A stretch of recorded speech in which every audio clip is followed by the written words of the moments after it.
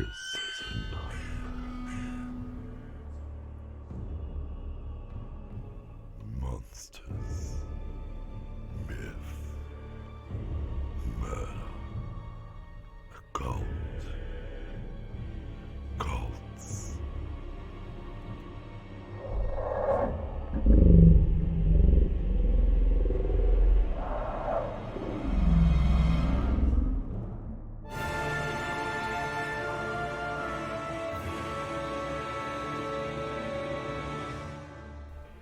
Join Connie and Lucy as they discuss all things evil, prepared to be dragged to hell.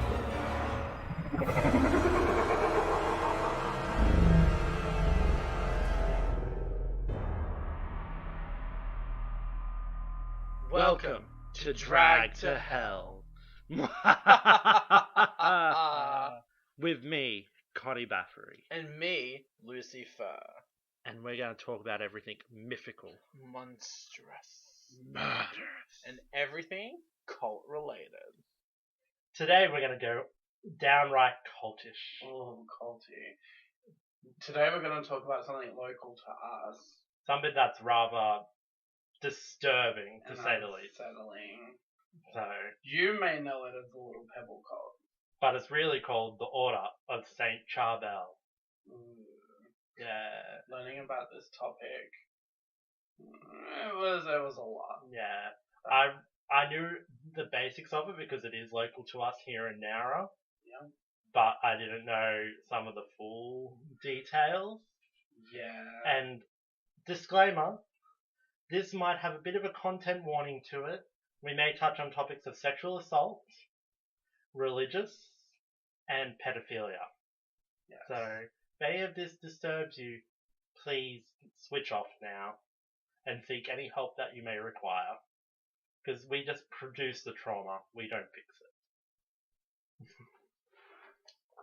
So, the Order of St Charbel, you won't find many people talking about this topic outside of Australia. But are there not communes all over the world? Supposedly communes all over the world. I can only find officially 2 other communes outside of Australia. Yeah. So I don't know if some of the others are real or not, because the sources are they come from the leader of the cult himself, a lot of it, so you can't be 100% sure. But there's a couple of books out there. There's A Wolf in a Sheep's Clothing, which was a book written by a local journalist. Mm-hmm. And I have a copy of his book at home, so I got that from, remember Anne's secondhand bookshop in Nowra? Yes. I got it from there years ago. And it's just like, ooh, this is about Little Pebble. I'm just like, I don't even know basics of him. And then there's a book by an ex-cult member, Claire Ashman. Called Lessons from a Cult Survivor.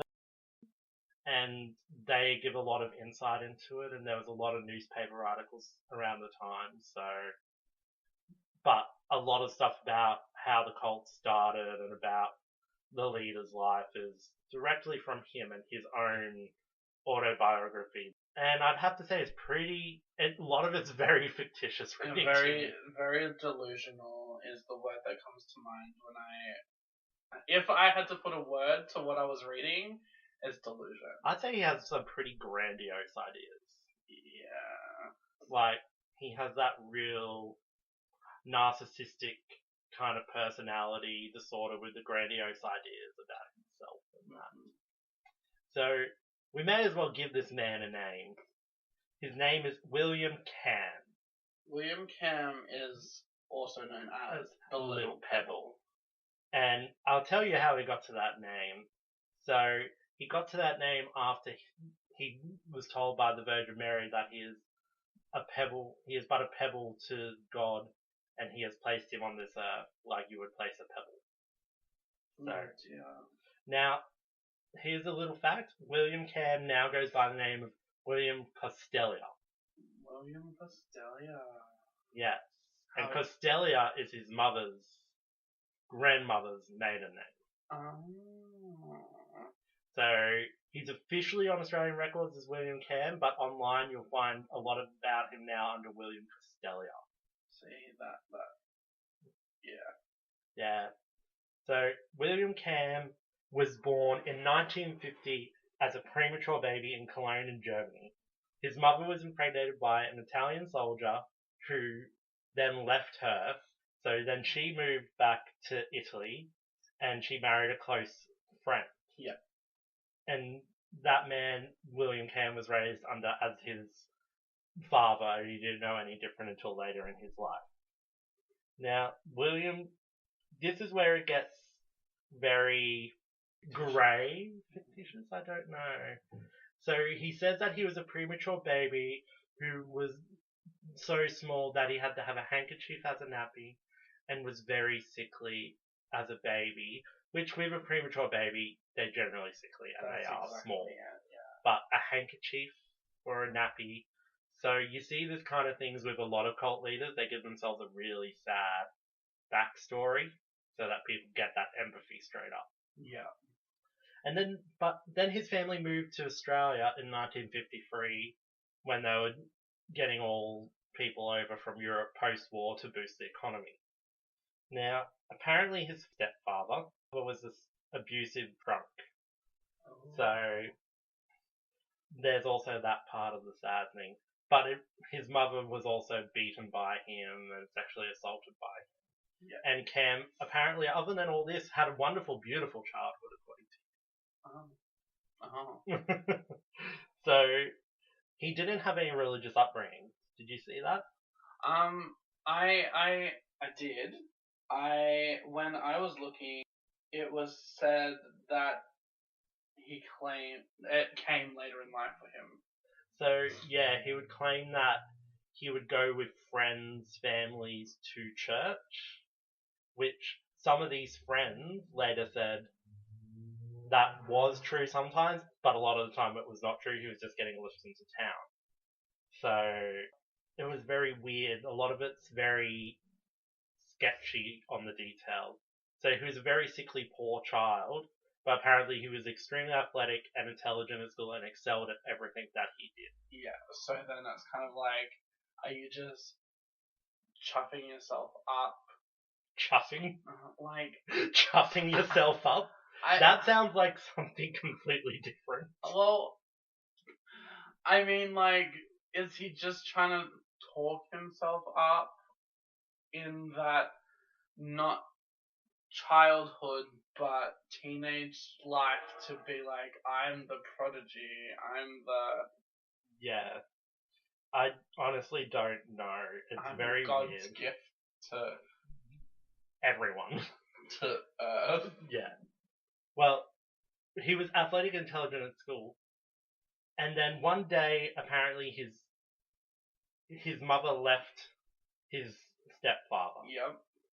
And then one day, his stepfather came and picked him up and got in a truck. And William's friends had told him, don't get in the truck, your father's trying to plan to kill you. Mm-hmm. So his father, William knew this, got in the car with him anyway. And his dad did have a shotgun apparently in the back seat.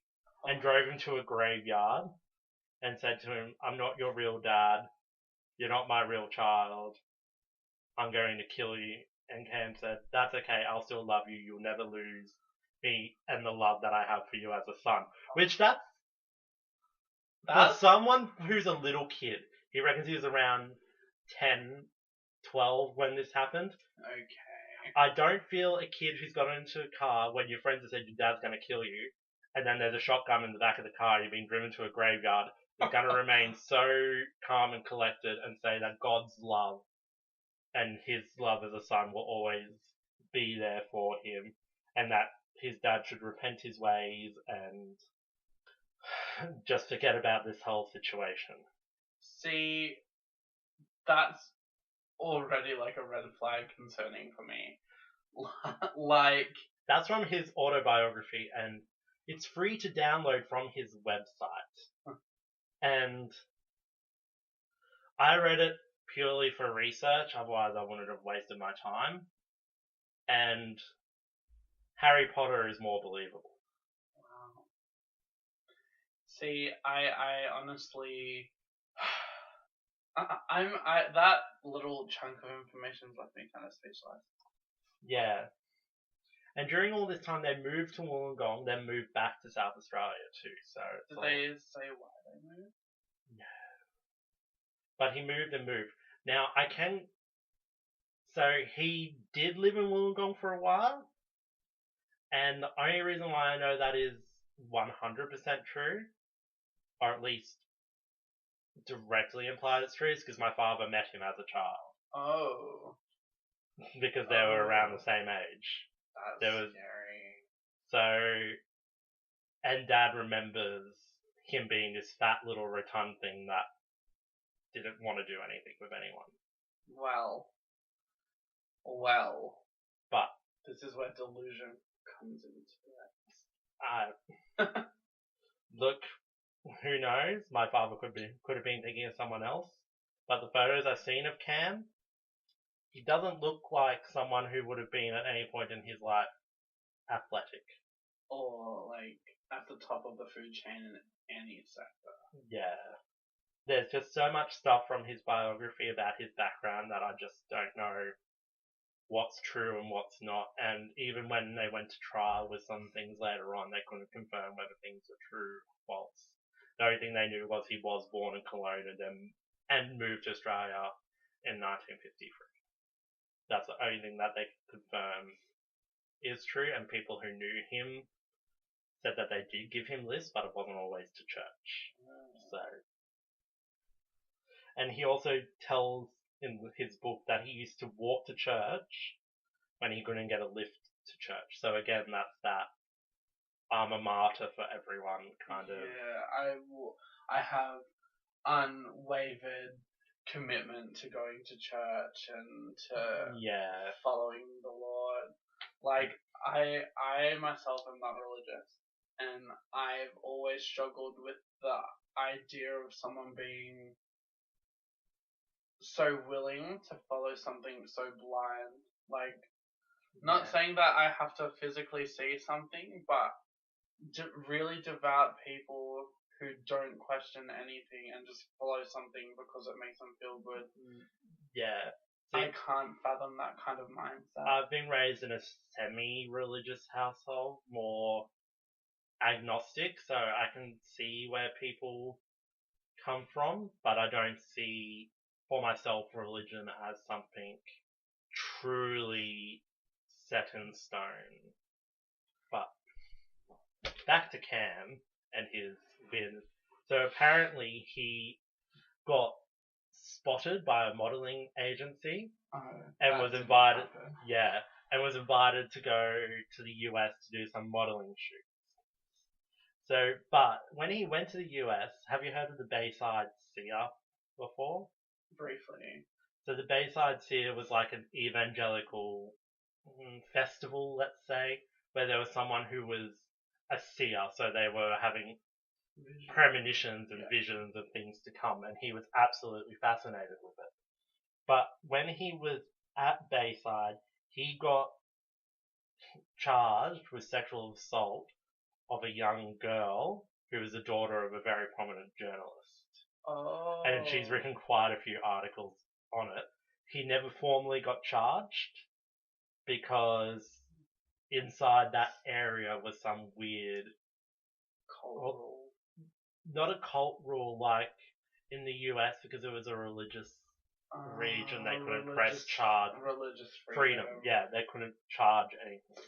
That's so concerning. Then he came back to Australia and he started going to seminary school. Yeah. So to study to be a priest, which he then left because it didn't feel right. He didn't feel the Catholic Church was there. Then he went back to the Bayside Seers in New York again to see the seer, because he felt they were more adequate in their religious integrity, let's say. So, and then he came back to Australia again.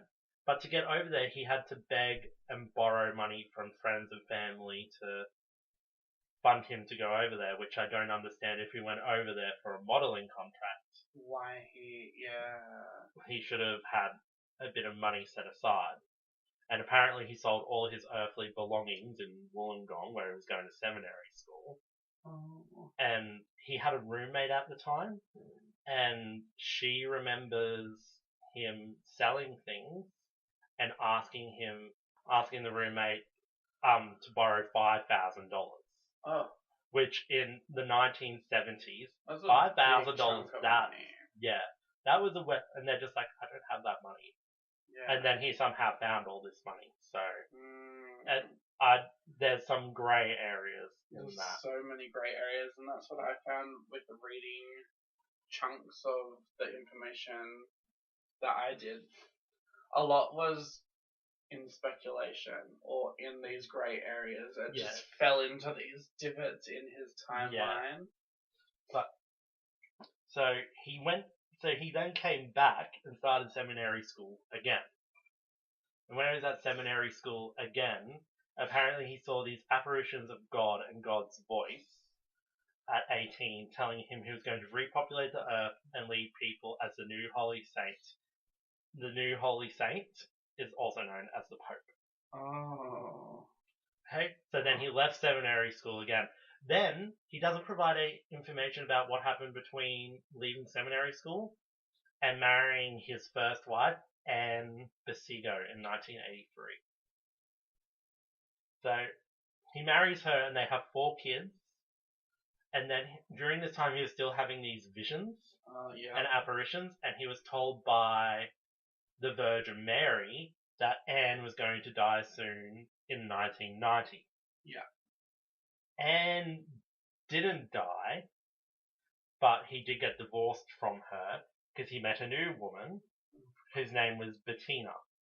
And she was only 17, and it was 1990. So if he was born in 1953, he would have been 37 at the time.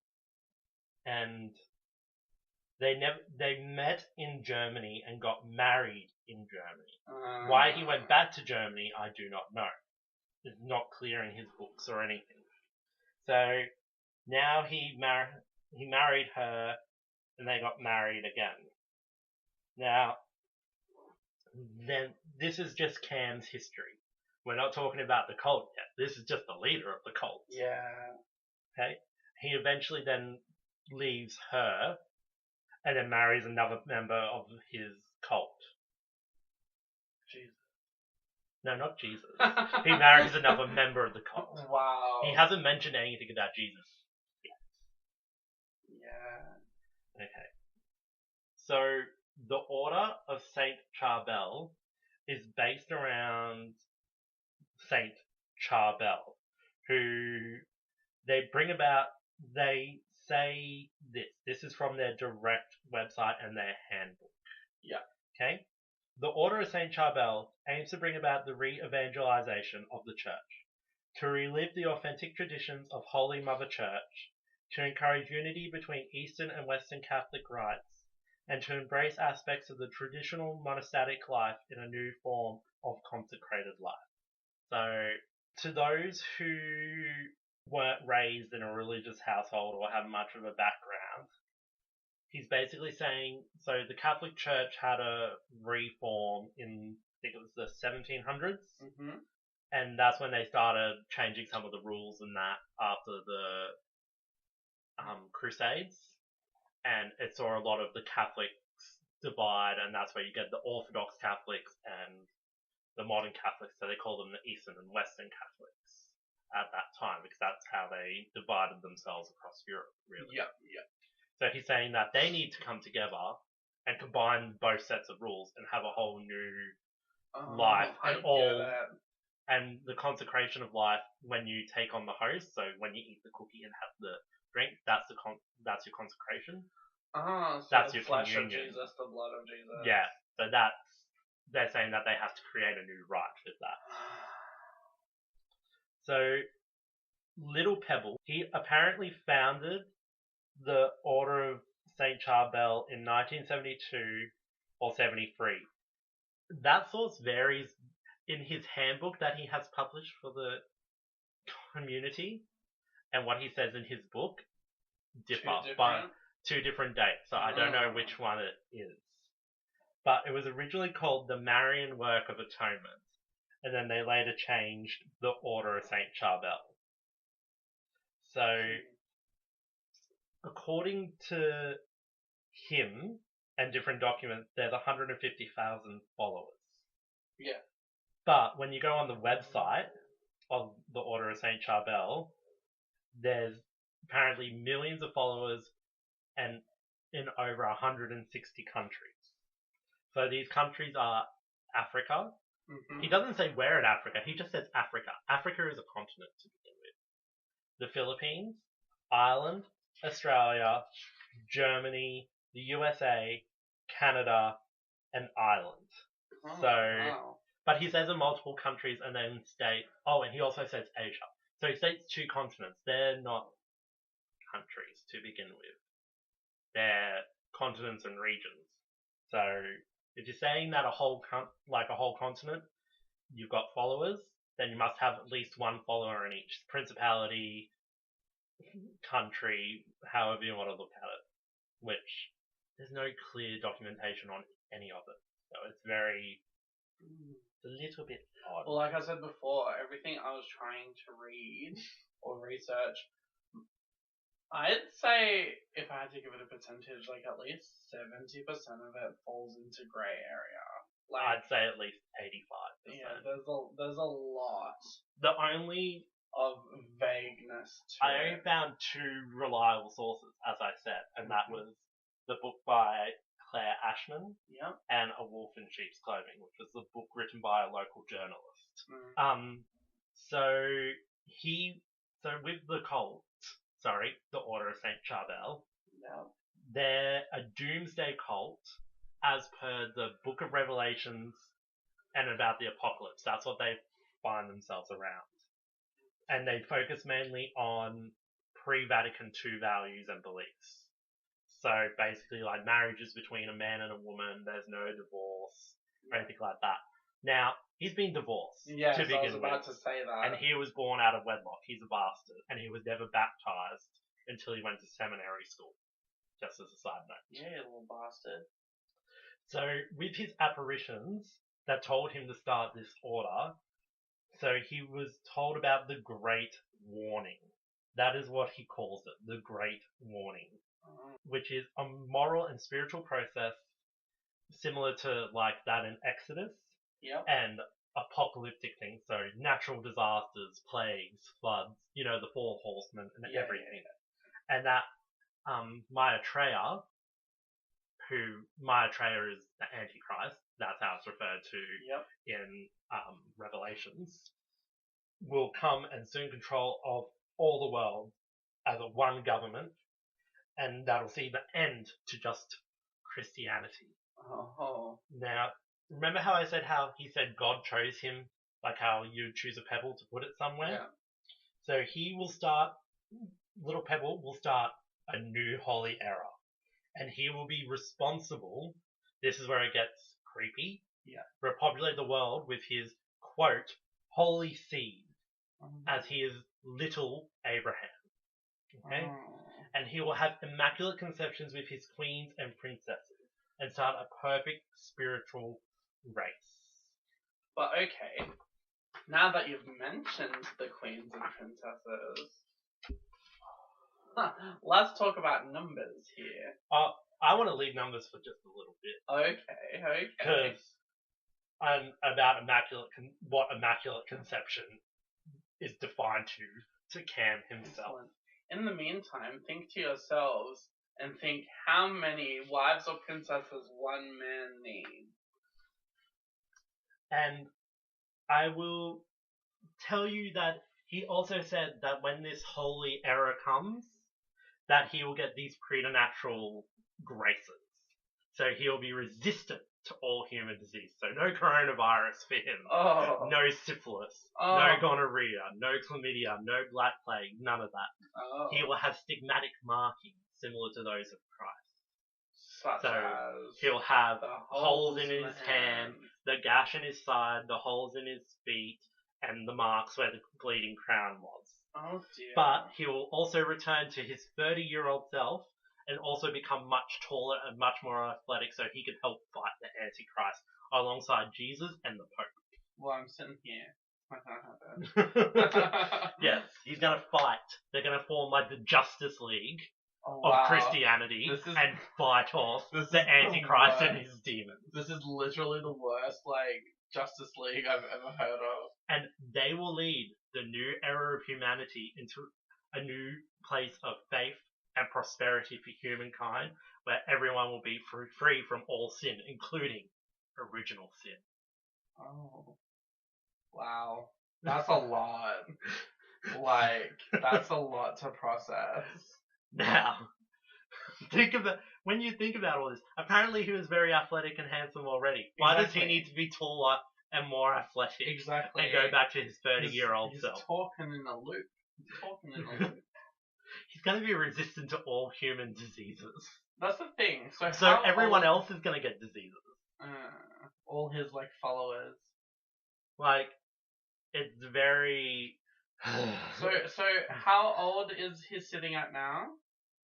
So he was born in 1953, and it's now 2020. So 60 something, 70. So he'd be 2 years younger than my dad, so he'd be 68. Wow. Oh, not far off. So he's gonna revert back to his 30-year-old self. But does then he keep aging, or does he stay immortal at 30 to help fight off any demons and sins that come to the world? He doesn't clarify this in any documents.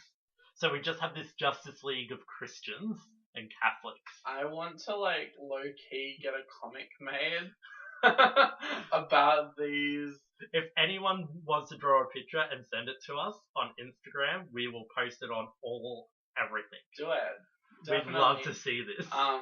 Definitely, but you really need to capture his bushy eyebrows in these pictures. Think John Howard eyebrows that have evolved into the next level. That's very it. I'll post a picture of Willam Kamm on our Instagram, and it'll be quite interesting.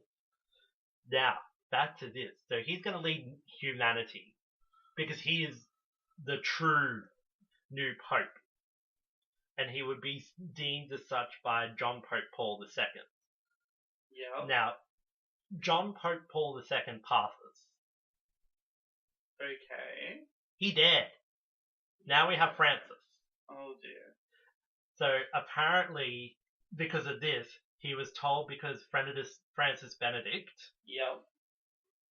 will also anoint Kamm now instead as Pope Peter II.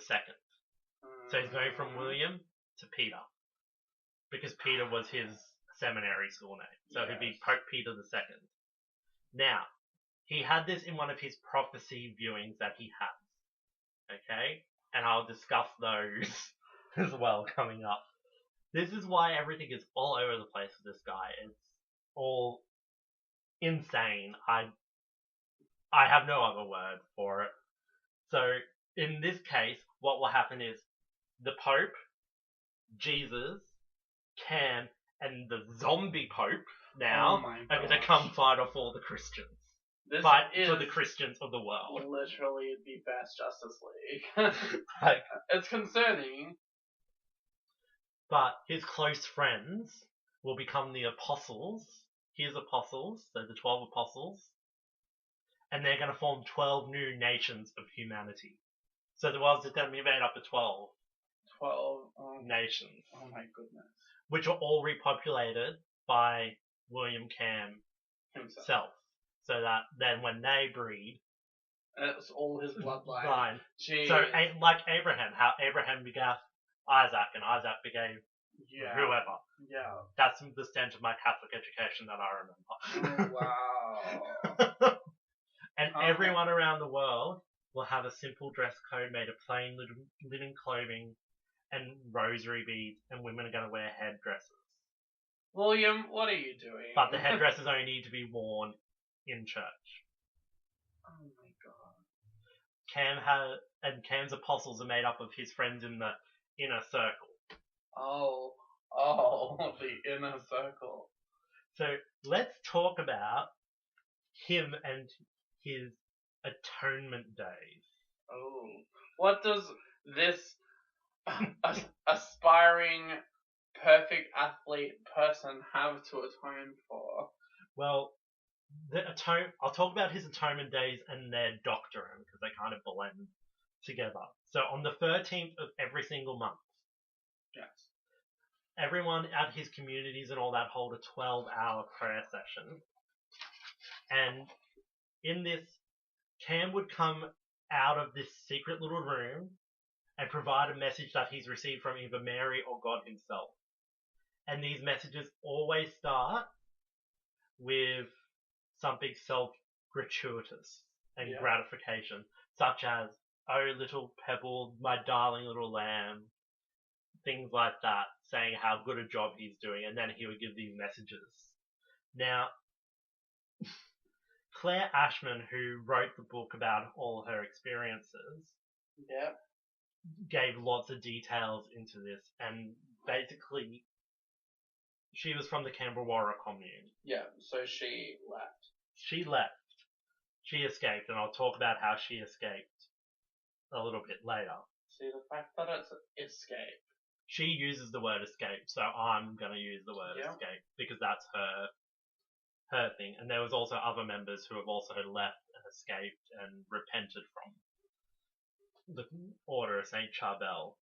So she would say that he would come out of this basement-like room where he's been with all his little queens and princesses, and he would then come out with this message during usually around 3 or 4 p.m. in the afternoon. Yep. So Mary and God work on the clock. Like, they give him an appointment time. Okay. God will see you now, sir.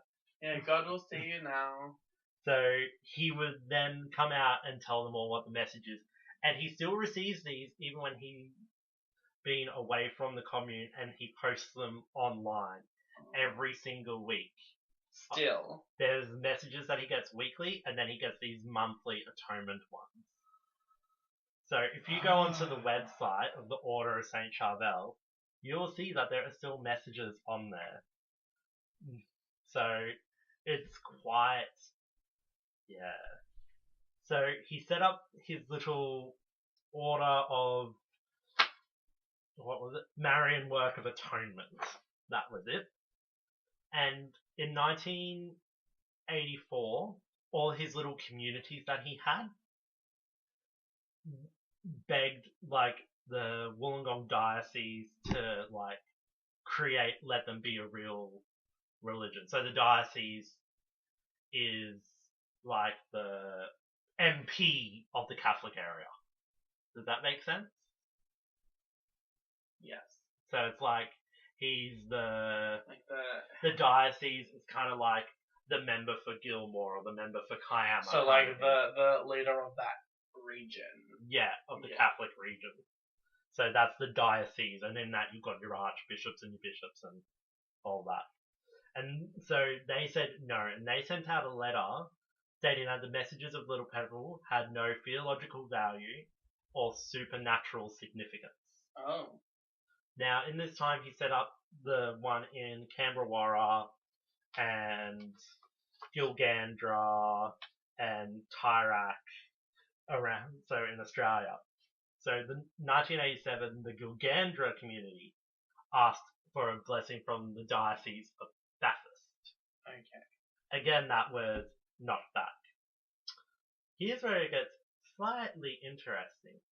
In 1987, Little Pebble, it doesn't say how this happened. I don't know if he went to America or if someone from America came here, but a Texan priest called Father Broussard came to Canberra and followed Little Pebble. So he left his position in the Catholic Church to follow Little Pebble. Oh. So he was excommunicated by the Catholic Church and stripped of everything. Now, Little Pebble asked him to use his connections to write the rules and constitutions of the Order of St Charbel. Now, this was never ever approved by a church, anything. So some of the rules and things that come from the Order of St Charbel you can find in a copy of their handbook on the website of A Wolf in Sheep's Clothing. It's still an active website, and he has pages from the books, and you can read them. So some of the interesting things are they brought in a tithing process. So you know what a tithing process is? No. So tithing is when you go to church and you put money into the church. You put a percentage of your pay bracket into a church. Yeah. So they introduced that. So when people joined the Order of St Charbel, they had to tithe everything. It wasn't just a portion. It was they had to tithe all their earnings from their job, all their mortgage. Everything that they owned was now owned by the Order of St Charbel. It could be sold or whatever as they saw fit. He also introduced his clothing restrictions, so the plain linen clothing, the headdresses when they're in church, and a rosary, and then he had his nuns. So they bring in all this clothing, the tithing, he brings in some of these restrictions, and it gets very, very, very confusing at times. So here are some of the other things that happen within the Order of St Charbel. They do the tithing, they bring in plain clothing, which includes a rosary, plain linen, has a crucifix on the front. Yep. And women are to wear headdresses in church and can wear them out of church if they deem so. And plain footwear, no makeup, not to use sanitary products. Oh, so they smell. I mean, like female sanitation products. Oh, okay. So they're not to use pads, tampons. They can shower and clean themselves. No, I thought you meant like soap and hand. No, they can use all stuff like that.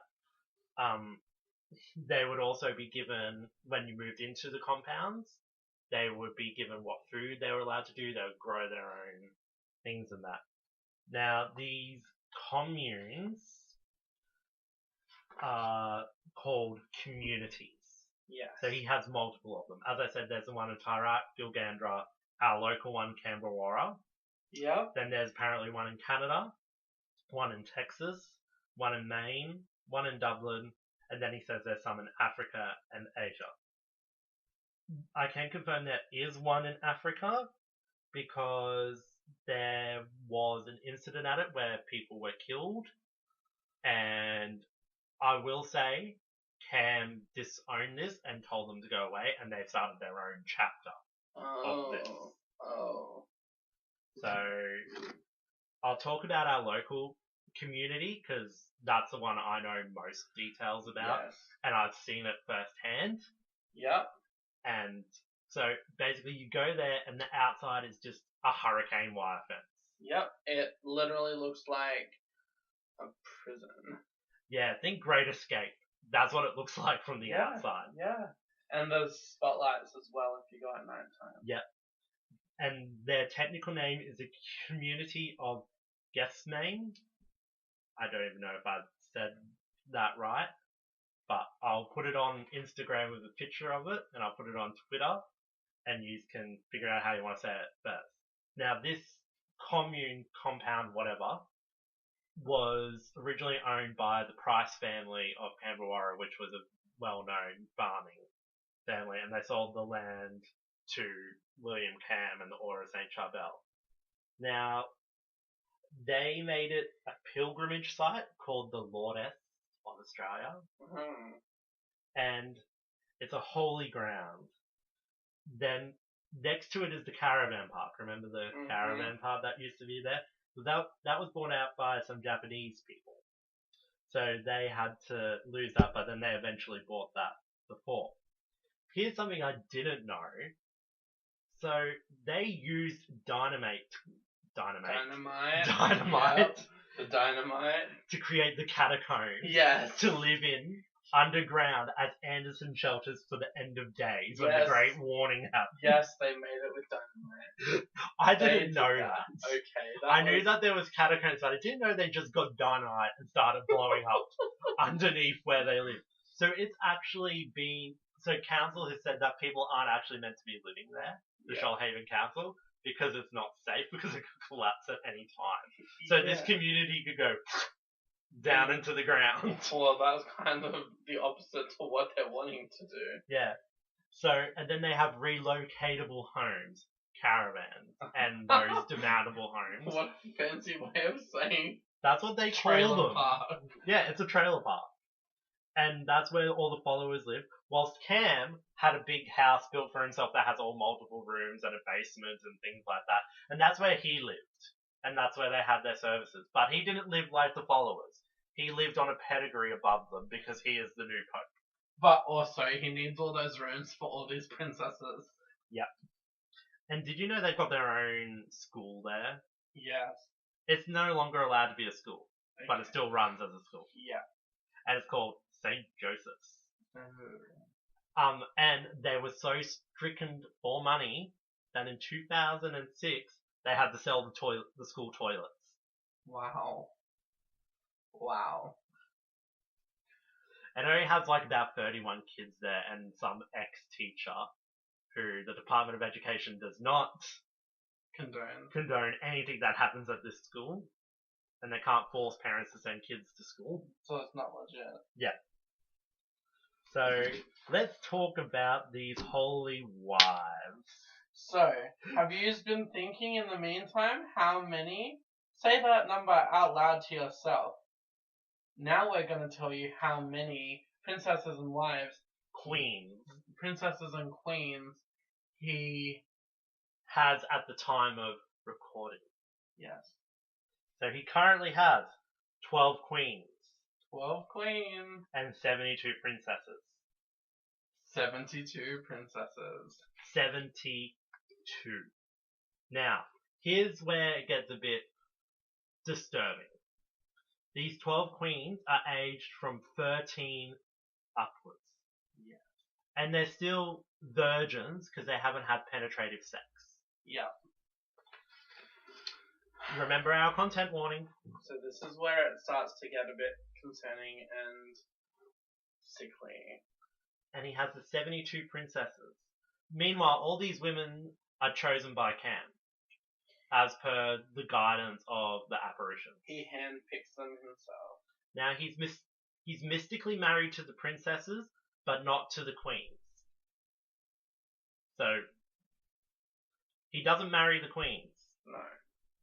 And the queens are only there for when the holy era comes for him to repopulate with. Yes. Because they're pure. Now, the princesses could marry other members of the community, but were only allowed to have sex with Cam. So he had 72 princesses. Now, they could range from the age, again, of the youngest known was 11. Yeah. Up to 70. So he didn't discriminate with age, unfortunately. Yeah, well.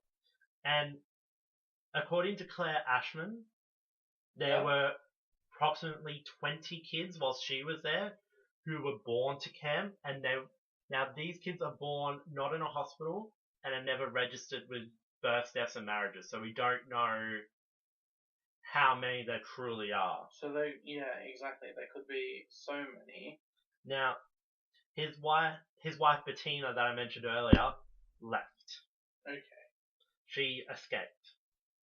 And Bettina states that teenage girls who affiliated with him would become pregnant, but he would say that God made them pregnant and that it was an immaculate conception. So they're all Virgin Marys. And she had one son with him? Yep. Born in 1999. Yeah. So your age. No, 1 year younger than me. Wow. And they don't live in the Shoalhaven anymore. She fully escaped. Yeah. I believe they're somewhere in Queensland now, from what I saw. So, yes, he has these 12 queens and 72 princesses. That's a lot. Yeah. Now, Claire Ashman was invited to be one of his princesses, and he said that one of her daughters was to be a queen. This was her warning, and I'll tell you all about her process of leaving. So these were some of the doctrines that they had, that they presented to the Catholic Church to get ordained as a real Catholic sect. Okay? Yep. So, again, they kept trying to have all these, approaching all these dioceses and everything themselves. Now, in 1997, Archbishop George Pell, we all know George Pell, he might have been good friends with Kamm, considering the youth. Circumstances. But he told Kamm that he needed to stop his sect. Then in 1999, the Order of St Charbel said that they had finally been officially approved as an official church of Catholicism. Now, they presented a letter. That letter was proven to be false by the Catholic Church and deemed to be a Shiism and a heterodoxical and negative effect on every member within the church. Oh, wow. So basically saying he's scamming them, don't be with him, and he only follows what he thinks he needs to follow. He's not following anything order. Now, 2002 arrives, and the Wollongong Diocese demands and calls for the disbanding of the Order of St Charbel. And because this happened, Kamm and his followers appealed directly to Rome, to the Pope himself. Wow. So he's still receiving all these messages, and Kamm says that he spoke directly to the Pope, and the Pope gave his blessing. The Pope denied all of this, and they still said, no, you are not to be deemed part of our Catholic Church because you do not follow a Catholic doctrine. So then Kamm promotes Father Broussard to becoming a bishop of the Order of St Charbel so that he could lead people when he wasn't there, so that he can then, if Kamm wasn't there, he could lead people in the way of the Order of St Charbel. And Father Broussard is still there at Camberwara because that was the main community where Kamm works from. And as I said, Kamm still receives messages and posts everything online. And when I read through some of them, and I would say a lot of them are very conspiracy theory based. Yeah. And he has one big conspiracy theory that keeps cropping up and everything, which is about the Freemasons and the Illuminati. Oh. And I'm going to read you something that came from his website at the start of COVID, okay? Bear with me, people, because this is very confusing. Buckle up your seatbelts and make sure you're sitting down. Should I do a voice? What would Sir Mr. Pebble sound like? Nasally. I'm into nasally and weaselly. Yeah, something like that. The protection called for by the authorities, and more so the infamous media, which controls most of the men thinking about the cover of clusters of the outburst of the virus. My children, you should not have followed the directions given by the authorities in all matters. Because of the closure of many places, it was not necessary. The 1.5 meters to 5 meters placed upon man is a fallacy. Because the main reason they wish you to do that is so that they can count you. Because when people are close together, their instruments foul up. Therefore, they lose count. It is the Freemasons and the Illuminati that are forcing our children into this, and it causes havoc and displacement of millions of children around the world. The pandemic has caused the closure of millions of places in the world, because the enemy of God's children wishes to see the murder of the elderly people and control of the masses upon earth. My children, you are asleep and do not realize what is happening. The forces of evil are trying to control the masses, and they have succeeded in shutting down the churches, where my divine Son is, so that people will not be able to receive my divine Son and receive confession. But, my beloved children, it will be over soon. But the enemy is preparing another virus, far worse than this one currently upon mankind. Wow. As says Willam Kamm, Little Pebble, directly from the words of God's mouth. Wow. Spoken by the creature herself, Connie Bathory. Woo! Very Dixon of you. Yeah. So, can you see the conspiracy theory-based stuff in that? The Freemasons and the Illuminati control the government, who are counting people. I mean, low-key, I get it, but also, I don't want 72 child wives.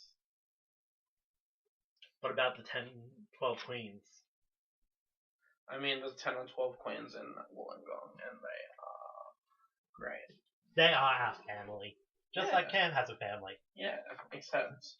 We're all queer, we're not going to interbreed. No, we're not. There's going to be no... Well, I suppose there'll be immaculate conceptions if someone gets pregnant. So Pebble receives all these wonderful, wonderful messages from God. He even received a message just the other day. And that if you go online, buckle up, have a glass of wine, because they're interesting reads, in my opinion. But you have to read it out loud in the Nixon voice. Now, within the church, the gospel, the inner circle, and all that, he has what he calls the Army of Truth. Oh dear. And the Army of Truth is uniting all the seers of the world under his guidance and his name. And he even had a gathering of people similar to his visions, and they proved that his visions were to be right. Oh. And they also believe that on this day when it happened, that all his followers, and that at the commune when they had the big thing, it was televised. You can see video footage of it on YouTube. Oh. I'll link it in. Link it in. But many of the parishioners who went there and followers believe they saw a solar miracle. That when they did, they saw a crucifix form in the sky. Gasp. Wow. Now, remember how I said he had the 12 queens and 72 princesses? Yes. They're called the House of David. Oh, so as a collective. Yeah. Wow. Now, Claire Ashman rescued herself from this commune. So, this woman, she's a remarkable woman. Props off to her, tops off, titties out, everything for this woman. Yeah. She's amazing. She was born into a cult. And Somewhere she in still Victoria. managed to escape. A different cult. Yeah. She married a man in that cult. It was an arranged marriage, basically. Yeah. And he was senior to her. And then he found out about the Order of St Charbel. So then, because she didn't know any different because she was raised in a cult, she just did what she was told. Yeah. And they already had kids, so they moved to join the Order of St Charbel. They get there, and when all this stuff with the wives and the little kids was happening, she started to feel uncomfortable about it all. Yeah. And then she started noticing things that didn't make sense, like why were they all in caravans and trailers, and he was living in this big house that had a basement and air conditioning and everything, and they weren't all getting that, and they were only getting like basic foods to live off. And then when he came to her as like his saying that you're one of my princesses, yeah, she kind of felt a bit uneasy then. So she decided. So people who live in the communities were always told, don't leave the community. It's going to be shunned by everyone on the outside, which partially true. A lot of us, I was always told to stick away from them. Like, because they used to walk around town trying to pass you pamphlets and things like that. Do you remember that? Yes. Like, and I was always told, avoid them, don't look at them, don't talk to them. But apparently she went to a church, and they were really loving and embracing of her and took her in, and they knew exactly where she was from and said, no, you're always welcome. So then she kept getting there, and people started giving her lifts there and that. And when she started telling them things that were happening, they kind of said to her, that's not right. Problematic. So they helped her set up like a bank account, get all her Centrelink put into that bank account rather than the one that was being tithed. She's saving up money. And they were living off commune at that time, and they received an eviction notice to the house. And she said, thank God I want to get out of here.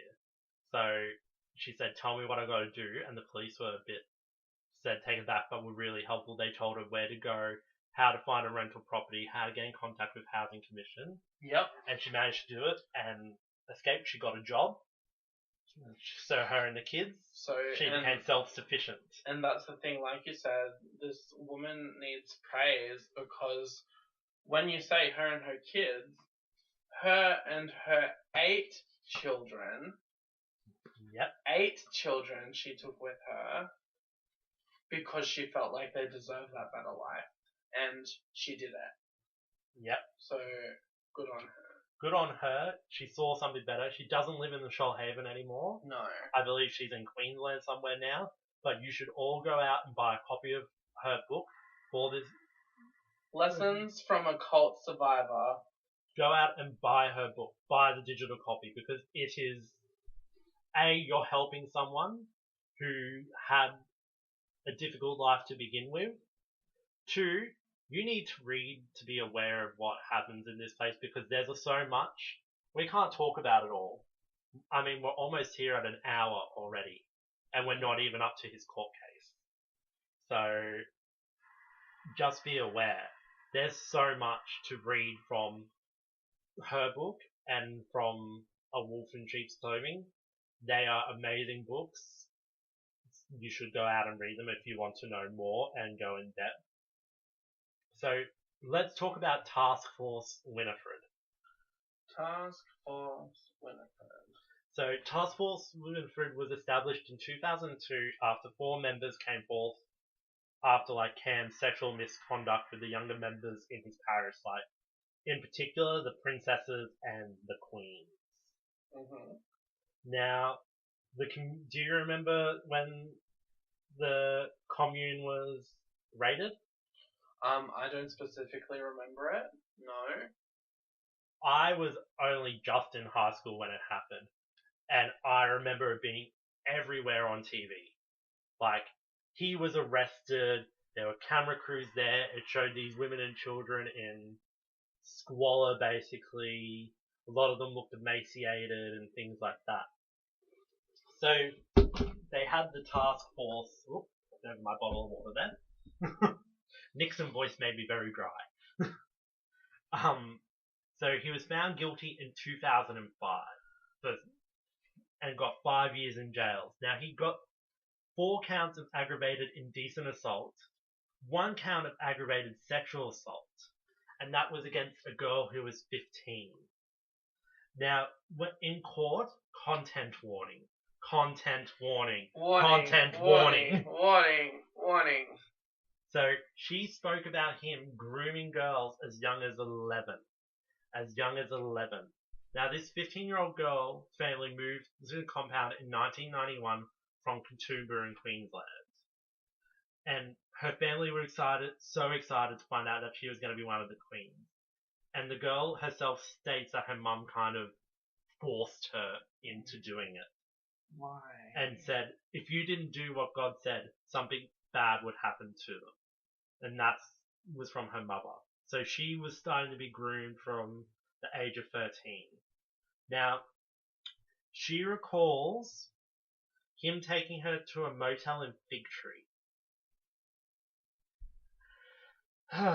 Sorry, this is hard for me to actually physically say. He fondled her, kissed her, masturbated her, and penetrated her with his fingers. That way she would stay a virgin, but having sex without having sex. And that is a quote. Jeez. Remember, this girl was 13 when he said that. And she also knew that he took girls to the same motel in Fig Tree. He apparently had a room somewhere else in the community, which I believe that's probably the secret room underneath the church. Probably. He also had a flat in Corrimal. Oh, wow. Where he used to take all these girls for regular sex, non-sex sessions. Uh-huh. She also had examples of letters that he wrote to her. And I'm not going to read the full letters out, but some of the phrases that were used in the letters are sexy legs, we can have sex without having sex. Let's make love. And here's the one quote I am going to read. Content warning again. Warning, warning, warning. I've been thinking about it. You have such a sexy body. I believe we should wait till at least the end of next year to conceive a child. That does not mean that we can't make love. She fell pregnant to Kamm at the age of 19. And Kamm said, yes, this is true that we did conceive a child, but she blackmailed me wanting money. Which the girl herself said is true. She did blackmail him for wanting $21,000 from him and $100 weekly maintenance because she left the commune with the baby so that she would keep quiet. She got charged with blackmail, which I guess legally they had to,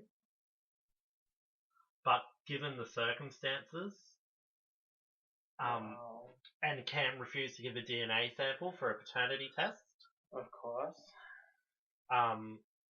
Apparently there was a warrant for it, but he got out of it on the grounds of religious freedom. So he got sentenced to jail for this one, at least.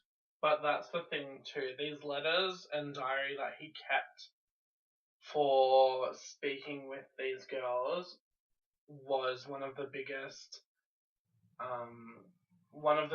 physical evidence that put him in prison.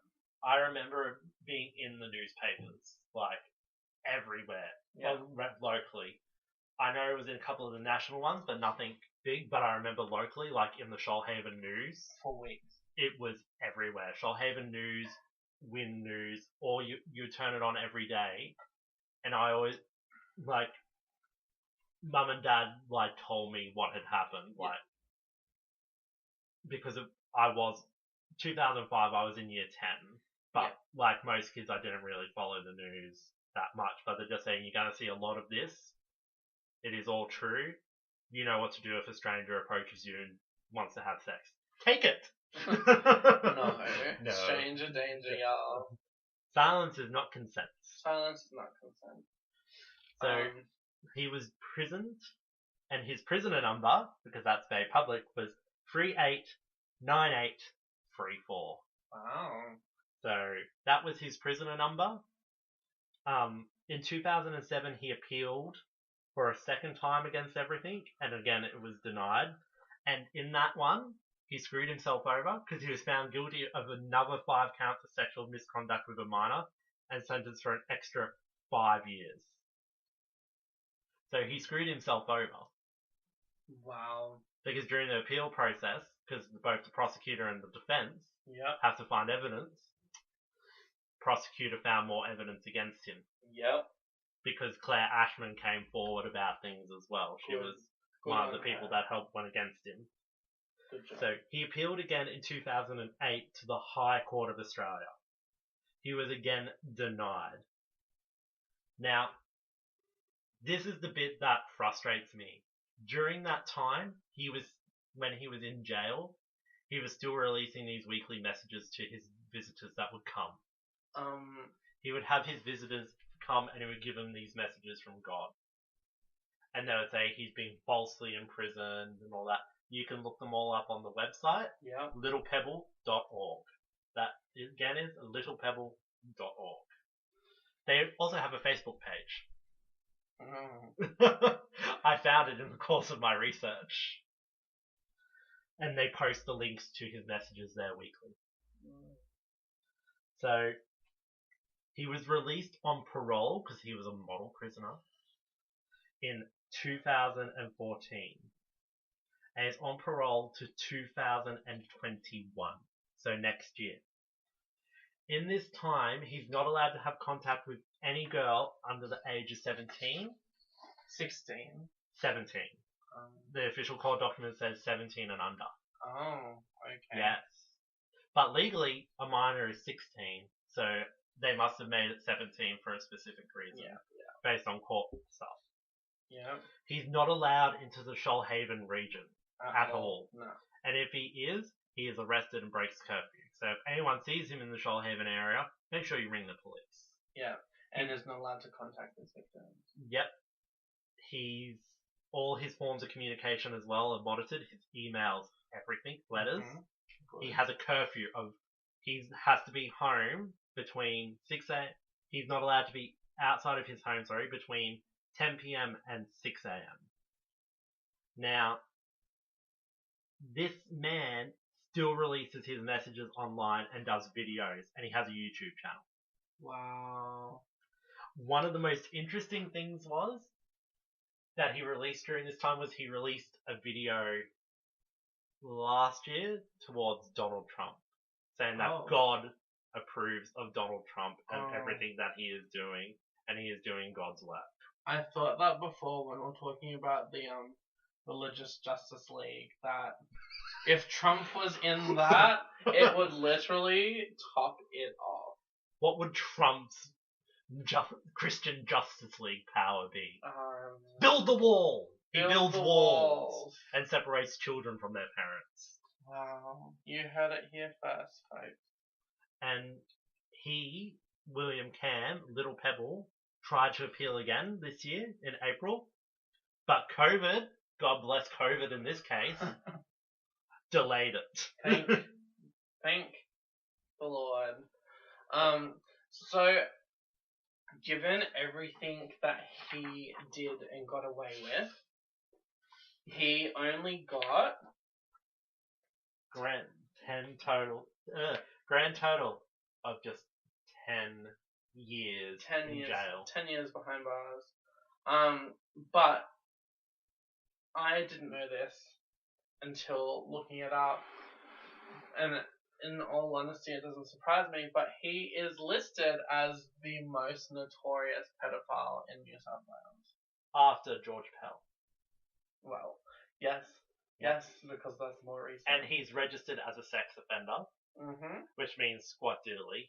Just means he can't go near children or anything like that, or if he does, he has to declare it to everyone.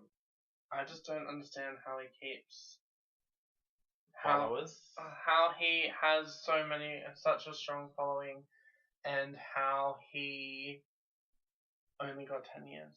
Yeah. Like that the community commune is still there. Yeah. And functioning till this day. And if you get too close and they see that you have a camera, they rush out at you and try and stop you from taking photos. Yep.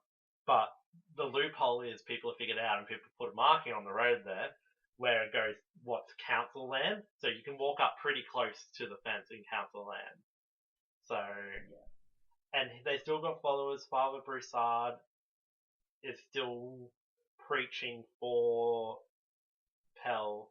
Pell has picked another mystic wife and princesses during this time, but he doesn't